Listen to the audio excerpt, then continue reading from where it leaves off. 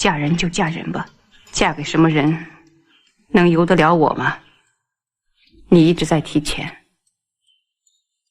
就嫁个有钱人吧，当小老婆就当小老婆。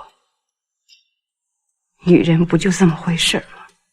直到20多年后，很多人才看懂大红灯笼高高挂里张艺谋真正想表达的是多么可怕的东西。这部影片长达124分钟，但自始至终男主角却只有侧脸、背影、声音，唯独没有完整的脸部模样。因为这部剧的男主角不是某个特定的人，而是那个时代可怕的男权。民国初年，受过新式教育的女学生宋莲，因父亲去世，家道中落，被迫放弃学业，嫁给山西富商陈佐谦做四姨太。初入府时，她拒绝做花轿，白衣黑裙与红色喜轿形成鲜明对比，暗示她与封建婚姻的格格不入。四太太，照府上的规矩，该伺候人了。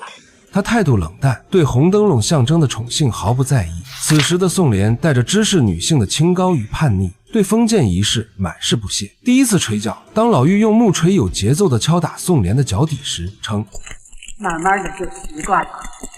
这其实就是暗示宋莲她必须适应这种规矩。夜晚，陈老爷走进房间，问宋莲：“怎么样，脚捶得还舒服吧？女人的脚最要紧，脚舒服了，就什么都条理顺了，也就更会伺候男人了。”宋莲低头不语，表情复杂。作为接受过新型教育的女大学生，她本能地抵触这种将女性物化的仪式。在她看来，这不是伺候，而是把人当物件摆弄。这是宋莲被封建礼教驯化的第一步，从身体到心灵的逐步征服。她的心里充满了矛盾和不安。第二天早上，宋莲依次向家中长辈和3位姨太太请安，这是她第一次认识家中众人。此时她已换下学生装，梳起了妇人发髻，穿上了象征姨太太身份的旗袍，标志着她从女学生到陈四太太的身份转变正式开始。初见大太太，宋莲感受到的是冰冷与疏离，却也隐隐察觉对方话语中的一丝怜悯。罪过，罪过。宋莲离去时，大太太的喃喃自语让宋莲困惑不已，不明白自己罪过在何处。可大太太清楚，面对年轻的宋莲，她仿佛看到了又一个被封建制度吞噬的灵魂。她早已看透陈家的争宠游戏，对宋莲的处境既同情又无奈。到了府上，慢慢就惯了，暗示着深宅大院的吃人真相与大太太的冰冷截然不同。二太太卓云的院落充满暖意。四妹来了，快请进去，请进来。二姐，快会坐吧。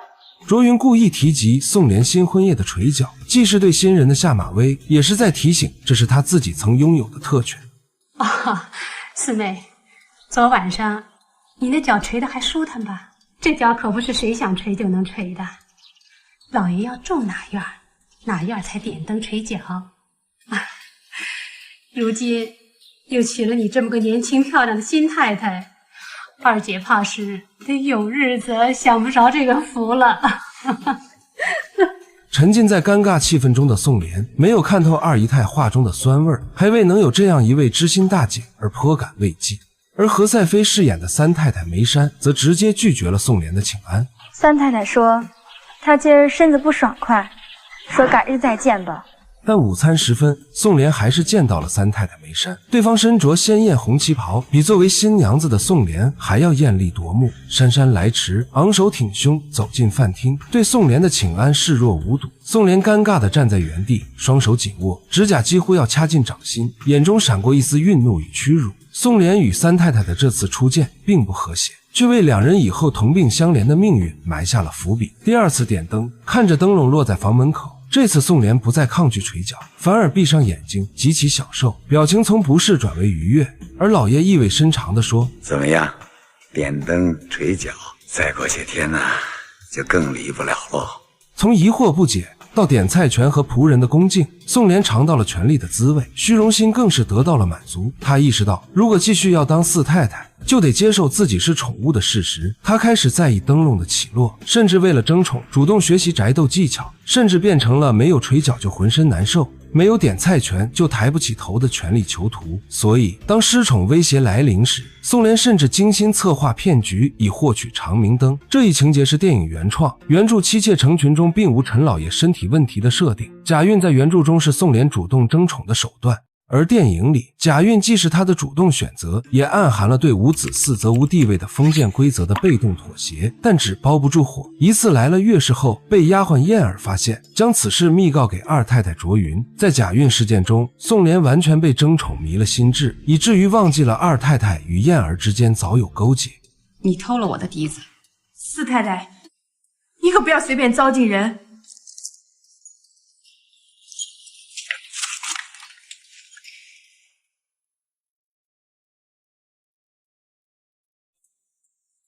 咒我死啊你！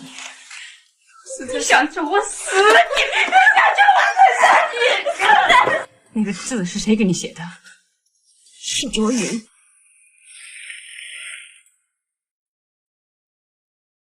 当贾韵被揭穿，陈老爷暴怒之下宣布封灯，黑色的罩布裹住灯笼，整个院子陷入黑暗。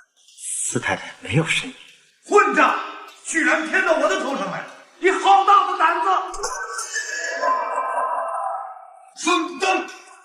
这比灭灯更残酷，意味着宋濂被彻底打入冷宫，失去了争宠的最后一丝希望。当天，他泄愤似的把燕儿偷藏的红灯笼扔出屋外，并让大太太秉公处理。被罚跪的燕儿迟迟不肯认错，最终在雪夜注定身亡。一个丫鬟偷着在屋里点灯笼，你把我们这些当太太的往哪搁？丫鬟犯了规矩，该不该处置？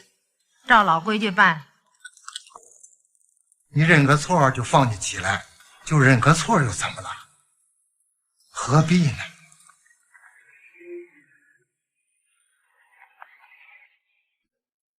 宋濂的良知开始动摇，反抗的底气逐渐消散。点灯、灭灯、封灯，我真的无所谓了。我就是不明白，在这个院里，人算个什么东西？这个时候，宋濂与梅山的立场一致，甚至梅山的反抗比宋濂更彻底。敢在老爷宠幸新人时派人以病危将其叫走，敢在屋顶唱戏搅乱全院安宁，敢冒着被吊死的风险追求爱情。但梅山也更孤独，没有盟友，没有退路，最终只能成为封建礼教中最直接的刀下魂，以至于梅山对宋濂生出了一丝怜悯。但绝望中的宋濂却做出了一件最后悔的事情。梅山干什么去了？他找那个相好的高医生去了。卓云立刻告发，陈老爷连夜将梅山拖进死人屋吊死。张艺谋用宋濂的主观视角，搭配缓慢的镜头节奏与压抑的音效，记录了梅山被抬向死人屋的过程。挣扎的肢体与凝滞的氛围形成强烈反差，尽显反抗的无力。亲眼目睹惨剧的宋濂彻底疯了。